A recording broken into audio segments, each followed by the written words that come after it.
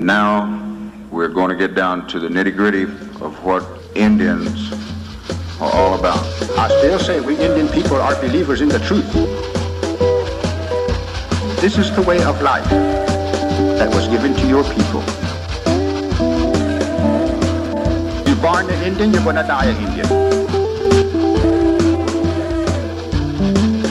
Indianness is a good life. You're facing an Indian this afternoon. Good Saturday afternoon out there, everyone, and welcome to your number one source for Native American television news, Native News Today. I'm your host, Jason Salzman, here in the Mvskoke Media Studios in Okmulgee, as we have another episode for you as we continue on throughout the year, winding it down almost into 2018. Got a couple more weeks, couple more episodes left of Native News Today in 2017, and we're going to do our best to make them really good for you. A lot of things to get to today, a lot of important things to get to today, a lot of really topical news that we're going to be bringing you in this episode, but lots of things to look forward to as well in the next couple of weeks.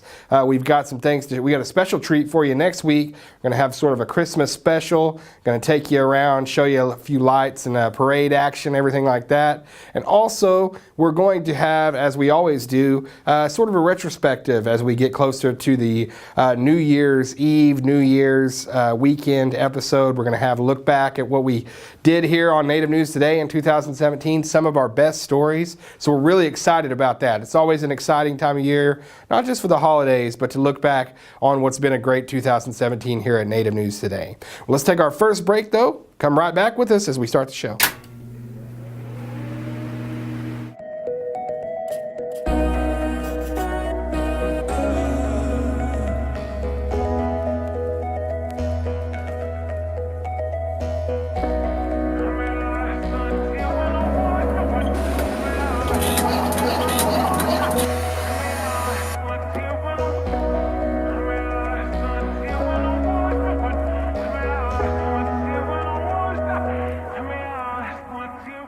And welcome back to Native News Today as we get started with our features this week.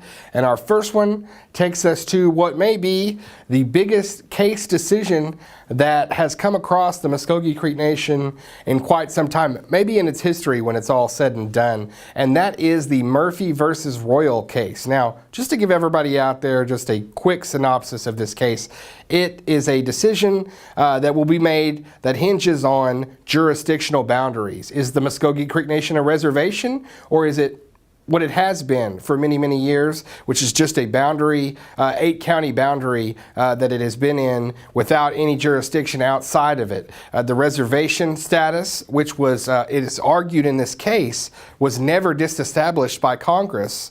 If it's reservation status, that changes everything up jurisdictionally. So with that being said, the Mvskoke Creek Nation had a meeting about some info on this, and we talked with the Attorney General and Lighthorse about it.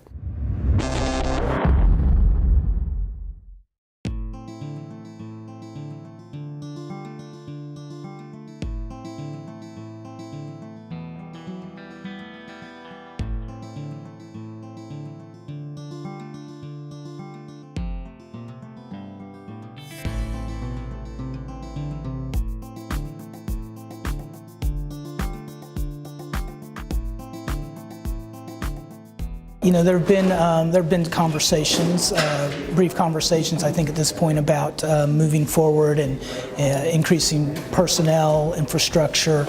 You know, I think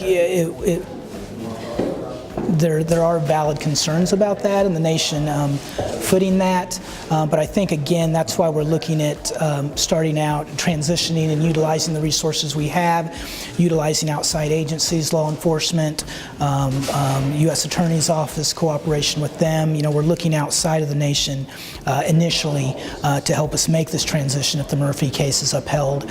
And that gives the nation a little bit more time to have those conversations about fiscal concerns, about increasing personnel, increasing resources, and increasing infrastructure. It's very important that anything new takes a little bit of time. There's new issues that come up that maybe have not been considered.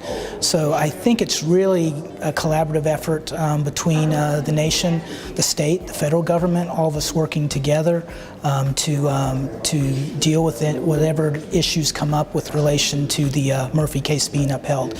Definitely going to be a collaborative effort, and I think that's the message we would want to get out there, is that it's going to be, we've got a history of working with the state and with the federal government, and I think that would continue with the Murphy case. There have been a lot of arguments made in amicus briefs with a lot of issues have been brought up that just aren't substantiated, aren't supported by data, by evidence, and I think that's what we want, the message we want to get out to the community is we've got the resources, we've got the personnel, we have the ability and the ability to address this issue. Not only the nation, but again, working with others. And again, it is something new, and it's going to take the efforts of a lot of people, a lot of the other tribes, us, again, the state, the feds, working together. And so I don't think. Again, I don't think it's a good idea for some of the other parties, amicus parties out there, to be trying to stir up. This is going to be chaotic and lawlessness is going to occur. We don't want that. We as the Creek Nation, within our reservation boundaries, there's nobody more than us that wants to see the success of law enforcement and public safety and ensure that that continues.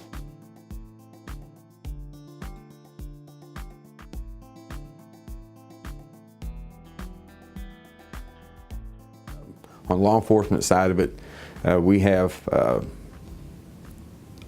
plan of actions in place, and first and foremost is what the question has been from the start is law enforcement capabilities within the reservation setting. Are we going to be capable of providing law enforcement services and to ensure the safety of our people and property, not just now knowing that it's not going to be just dealing with trust and restricted properties, knowing that it's going to be everything as a whole. What we have done, the actions that we've taken, we've started obtaining cross commissions with all the jurisdictional agencies within our tribal boundaries. As of right now, we have 31 cross commissions. We have, I believe there's 14 more that we have to obtain, and then we are also working on the tribal agencies that are bordering the nation. So there's still some work in progress, but first and foremost is getting these other agencies on board with us, getting the commissions in place, and then next step in line with that will be meeting with these chiefs and these sheriffs and basically getting on the same page with everything, explaining and discussing, what this is going to entail, what it's going to take to make this work, because on all levels it's going to, there's going to be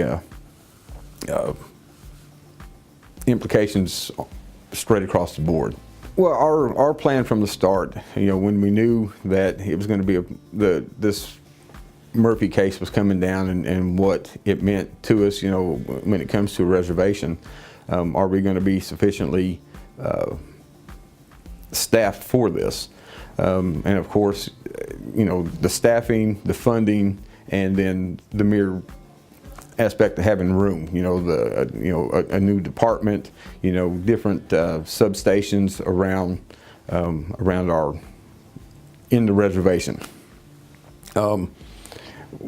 As we have it right now, we are understaffed, but we make it work. We do well with what we have.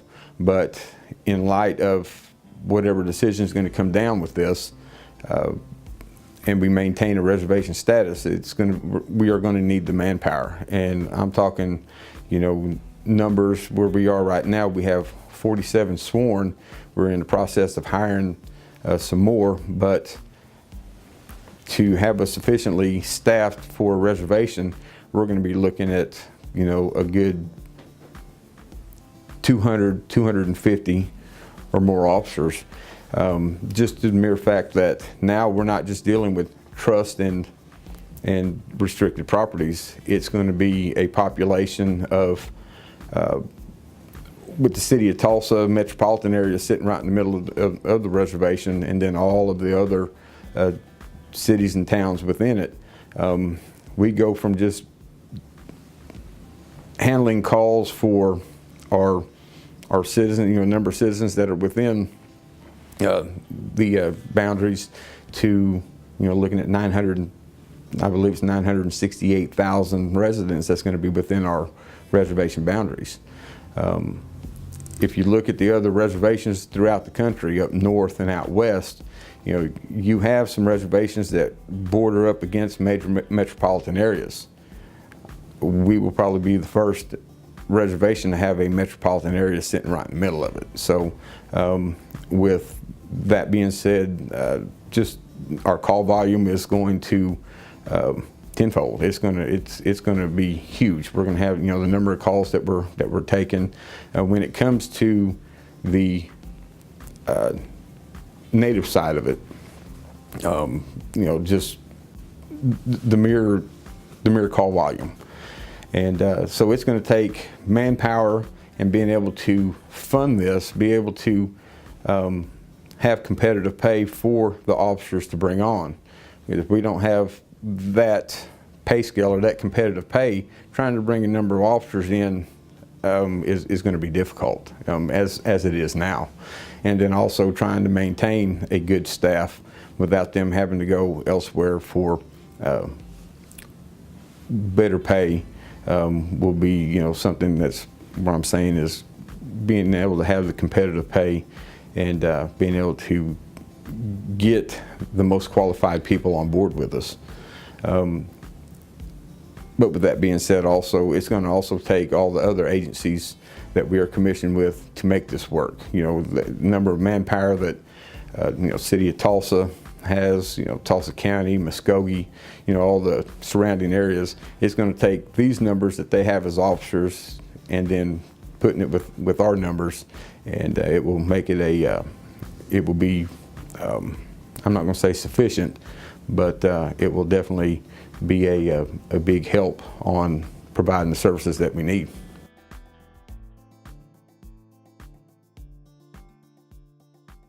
For the officers right now, what we are doing, we are working on our SLEC, our Special Law Enforcement Commission, through the BIA. And basically we are filling out the paperwork to send for background checks, and it's a real thorough check. They'll check everything for quite some while, a while back up to present, and they'll really, fine tooth it, So that's what we're working on now. For officers that we may hire that will need certifications, if they aren't CLEAT certified through the state, we will be sending them to the Indian Police Academy in Artesia, New Mexico. And so they will obtain, their certification through the BIA out there. So we are working on that. We will be, like I said, getting these SLECs in place. And then for officers that do have CLEAT certifications, at some point in the future, we'd be able to send them to a bridge program at the BIA there in Artesia, and so that they could actually obtain a BIA certification. It would be like sending them to the Indian Police Academy, but just on a shorter scale, a smaller scale. And so this way they can obtain a certification that way.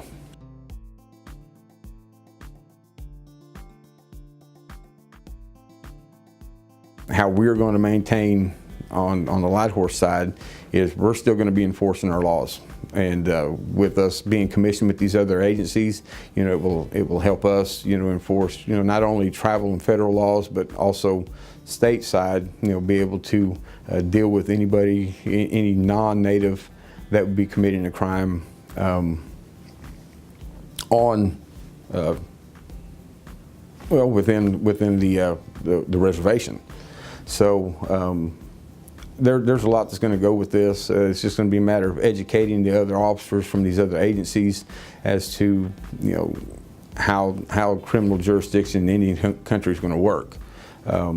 So we're going to maintain our status as providing the best services to our citizens,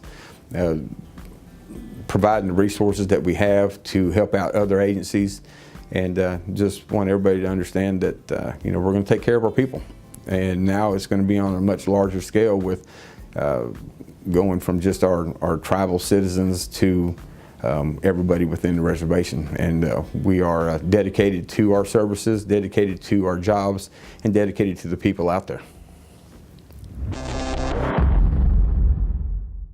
And if you need any more information on the Murphy versus Royal case, a simple Google search will get you to where you need to go. But also, go to MvskokeMedia.com. There's been extensive coverage on it from us here at Mvskoke Media, not only from just what the case means itself, but the status of the case, some of the deadlines we're working under, and also, as we said, we have statements from the Attorney General and the Light Horse Police Chief to supplement all of that coverage that we've done prior, now available here on the show and also on our online channel. So lots to catch up with. You can do it at MvskokeMedia.com.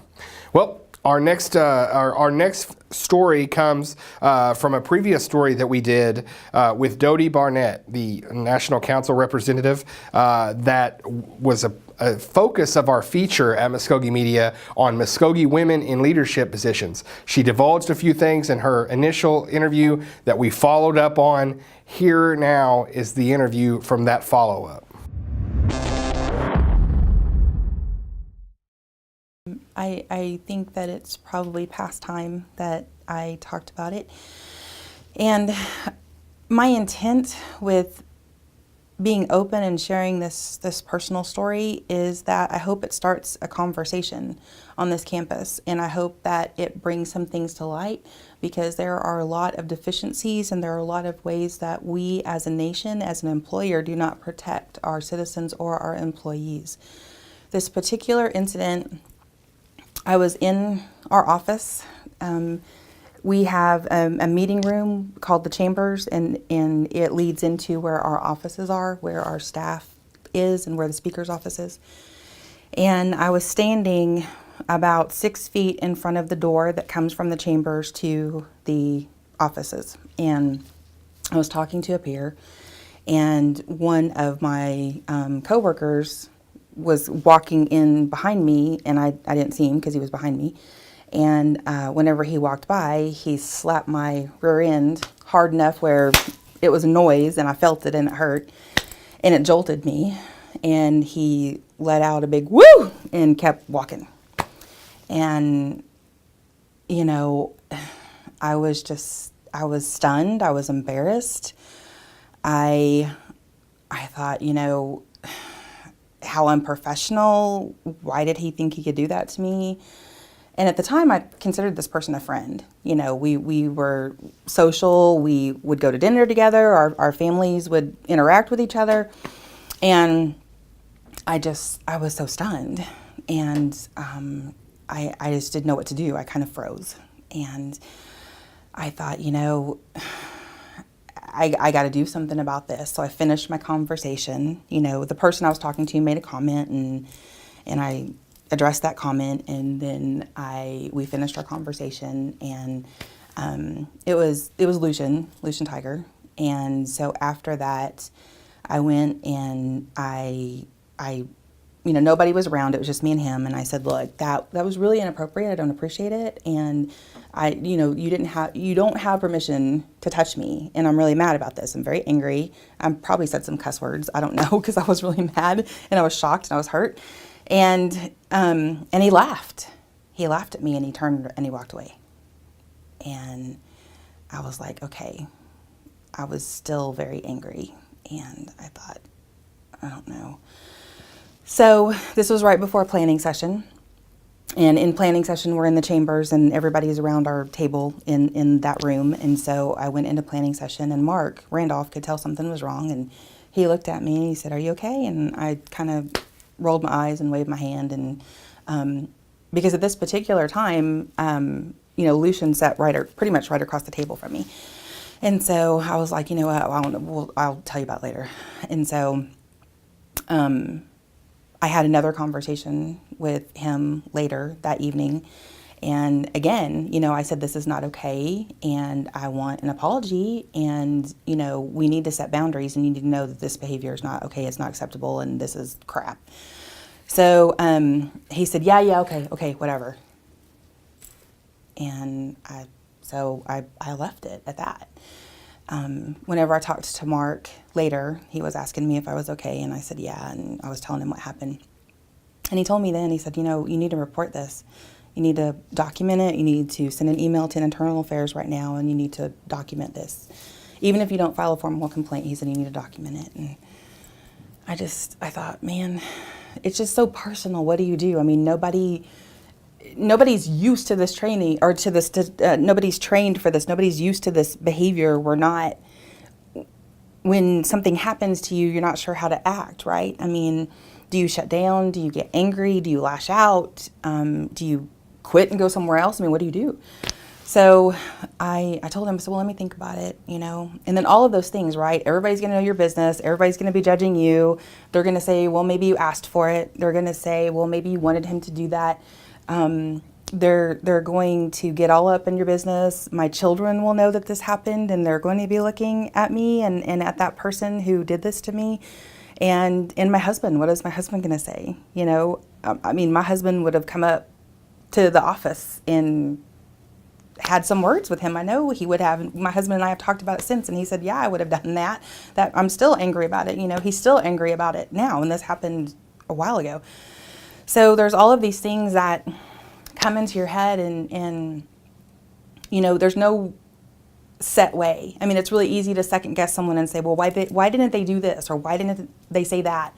Or, well, she's so outspoken. She would have said something if that really happened at the time, right? Because I can hear y'all. I know y'all are watching, and I know you're thinking of that because I can hear it. So, there's no set way, right? I decided to handle it personally and not say anything about it externally. And that was a mistake. Now I understand why employers have mandatory reporting. Now I understand why these things can't be tolerated.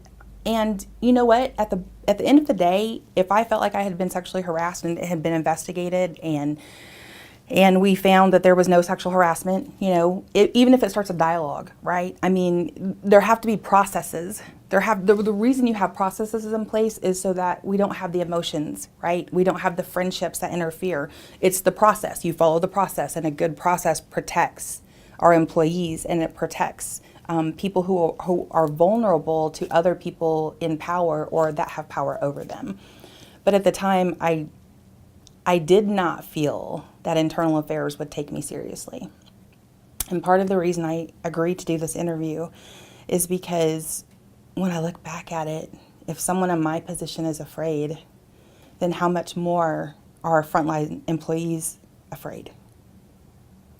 If I'm in a supposed position of leadership and I was afraid that my own peers would not take me seriously,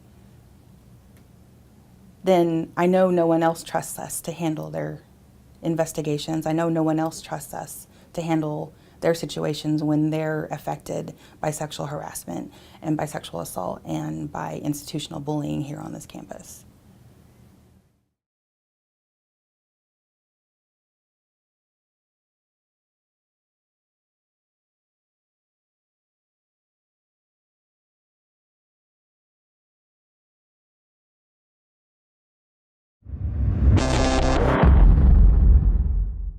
And we want to thank Ms. Barnett for coming in and following up with us on that second interview. If you want to see any of that or follow any of that, you can go to MvskokeMedia.com as well. We've had extensive coverage on it, and you can follow up and get caught up if you need to on that developing story. Well, the wintertime around here in Oklahoma, I'll tell you what, they always say in Oklahoma, if you don't like the weather, wait about 10 minutes, it'll change on you. But the last couple years really haven't dealt with harsh winters like we have in the past. But you never know. You want to be prepared. And we talked with James Nichols, who is our emergency management manager here at Mvskoke Creek Nation. And James deals with all kinds of weather, tornado and fire and all kinds of stuff, but he also deals with getting people ready for the winter elements. And if they ever come this year, I don't know, it's been pretty mild so far, but if they ever come, he wants you to be ready with some of the winter weather tips that you can do at your home or in your car or wherever. So James Nichols with some information here for us today. Tip-wise, there's a number of different things of safety concerns for our citizens and our employees, whether it be in their home or while they're driving. But some of the first ones that come to mind is, just winterizing your house. There's a lot of homes within our jurisdiction that have that are older homes that aren't as weather tight as some of the newer ones. So, making sure that cracks are covered, windows are covered, whether it be with plastic or shades. Making sure that your vehicles are in order as far as the batteries are good, that antifreeze level is where it's supposed to be, that your tires have good tread on them. For when you're driving, whether it be in the ice or the snow. You want to plan, far in advance, making sure that you've got those things available, making sure that the house is ready to go, making sure that heaters in homes are, that they're cleaned and you burn off the dust, which we've had a few cold nights, so I'm sure that most everybody has done that. Making sure that you've got plenty of wood, if you have a wood burning fireplace, making sure that your propane levels are full. Recommendation is don't wait till the last minute to try to get a propane truck when we know that we're going to have a winter storm, because they're probably not going to be able to get to you in time. And that'll wrap us up here for this episode of Native News Today. I want to thank everybody out there for joining us. As always, love to come through the screen and visit with you via the Tulsa CW 1219 every Saturday. But if you can't catch us on the Tulsa CW 1219, we always love to have our out-of-area viewers join us on our online channel. And with the online channel, if you subscribe, hit the red button. And subscribers, Jared can tell you this, subscribers are just, we're gaining in number every week, doing a good job there and getting a lot of people that are interested, commenting on our videos, checking out our videos, sharing them on social media. That's what we do it for. We want to see everybody interacting with one another, sharing our information as we get it for the citizens. So check us out on our online channel there, YouTube, search Native News Today or Mvskoke Media. Also, everybody out there, for the younger generation that likes to get on social media a lot, Facebook, Twitter, Instagram, we're on Snapchat even. So a lot of great ways to interact and get information from Mvskoke Media. And as I said a little bit earlier, going to have some Christmas stuff for you this next week. Also some best of 2017. So definitely keep it with Native News Today in the next few weeks. For Jason Salzman, Jared Moore, all of us here at Native News Today, see you guys next time.